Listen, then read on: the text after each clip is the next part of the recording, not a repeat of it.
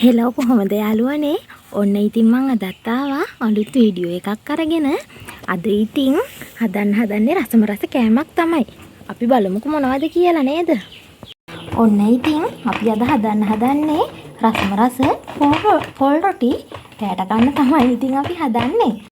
මෙන්න ඉතින් අපේ අයියා පොල් රොටි හදන ගමන් තමයි ඉන්නේ. පේනවද ඔයාලට?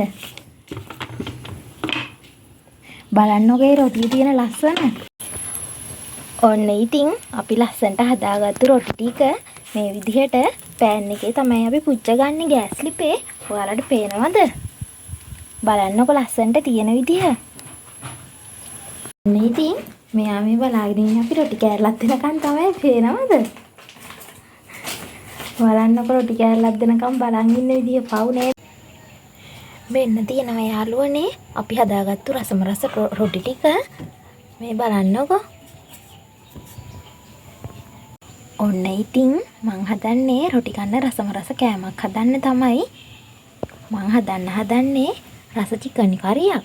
ඔයාලා බලන් ඉන්නකො මං හදන විදිහ. ඔන්න ඉතින් යාළුවනේ මම මේ ඉන්නේ චිකන් කරි එක හදාගන්න ගමන් තමයි. සුදු ලුණුයි, කරපිංචයි, ඉඟුරුයි මේ විදිහට තෙල් එකට දාගන්න ඕනි.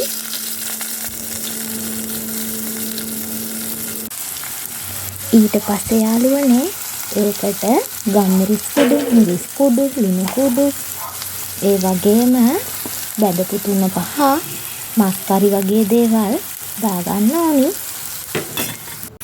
මේ තියෙන්නේ මම රොටි කන්න හදන රසම රස චිකන් හොද්ද තමයි. ලස්සනට දීගෙන ඉන්නේ දැන් පේනවද ඔයාලට?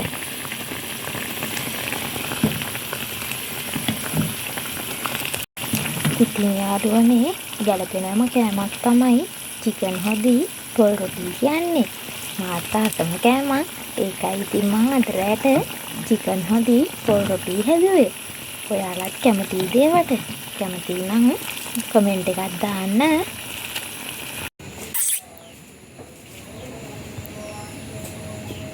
මෙන්න යාළුවනේ ඉතින් අපේ ටිටි කෙල්ලත් ඇවිල්ලා රොටි කන්න. බලන්නකො යාගේ හුරතලේ. මෙන්න ඉතින් තියෙනවා මං හදලා ඉවර කරගත්තු චිකන් කරි එකයි පොල් රොටි ටිකයි. මේක තමයි ඉතින් මගේ අද රෑ කෑම. ඉතින් යාළුවනේ මගේ අද වීඩියෝ එක මෙතනින් ඉවර වෙනවා. ඔයාලා මගේ channel එකට අලුත් කෙනෙක් නම් මගේ channel එක subscribe කරන්න. ඒ වගේම කමෙන්ට් එකකුත් දාගෙන යන්න. මං තවත් අලුත් වීඩියෝ එකකින් එනකම් ඔයාලා පරිස්සමෙන් සතුටින් ඉන්න. මම යනවා. bye.